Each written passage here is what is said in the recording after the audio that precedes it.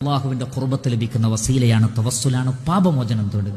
ഇസ്തിഗ്ഫാറുകൾ വർദ്ധിപ്പിക്കുന്നവർ അള്ളാഹുവിന് വലിയ ഇഷ്ടമാണ്. ഇന്നല്ലാഹ യുഹിബ്ബു തവ്വാബീന വയുഹിബ്ബു അൽ മുതതഹിരീൻ. അള്ളാഹു തൗബ ചെയ്യുന്നവരെയും ശുദ്ധി പ്രാപിക്കുന്നവരെയും ഇഷ്ടപ്പെടുന്നു.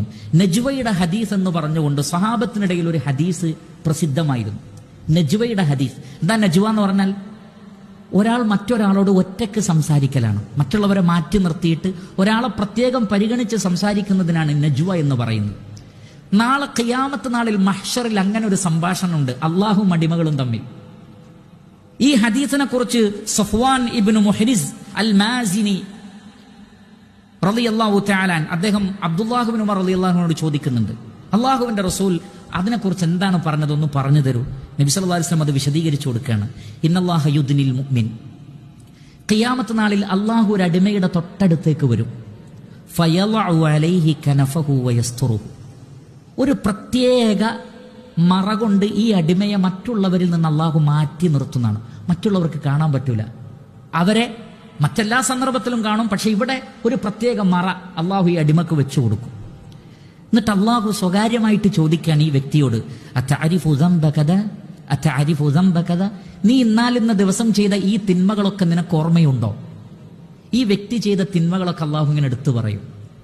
നഅം ഐ റബ്ബ്, അതേ റബ്ബേ, ഈ തെറ്റൊക്കെ ഞാൻ ചെയ്തിട്ടുണ്ട്. ഹത്താ ഇദാ ഖററഹു ബിദുനൂബി വറആ ഫീ നഫ്സിഹി അന്നഹു ഹലക്, ഈ തിന്മകളൊക്കെ ആ വ്യക്തി അംഗീകരിച്ചിട്ട് മനസ്സിൽ പറയാണ്, കഴിഞ്ഞു, എന്റെ കഥ കഴിഞ്ഞു. കാരണം അള്ളാഹു ചോദിക്കല്ലേ, ഈ തെറ്റുകളൊക്കെ നീ ചെയ്തിട്ടില്ലേ, ഞാൻ നശിച്ചത് തന്നെ എന്ന് ആ വ്യക്തി മനസ്സിൽ പറയുമ്പോൾ അള്ളാഹു പറയും, സതർതുഹാ അലൈക ഫിദ് ദുനിയ, ദുനിയാവിൽ നിനക്ക് ഞാൻ അതൊക്കെ മറച്ചു വെച്ച് തന്നു. ആരും അറിഞ്ഞില്ല നിന്റെ പാപങ്ങൾ.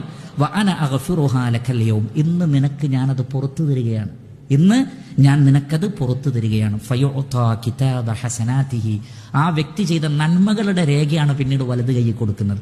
നീ ചെയ്ത ഒരുപാട് നന്മകൾ വേറെയുണ്ട്, ഇതാ ആ നന്മയുടെ കിതാബ്.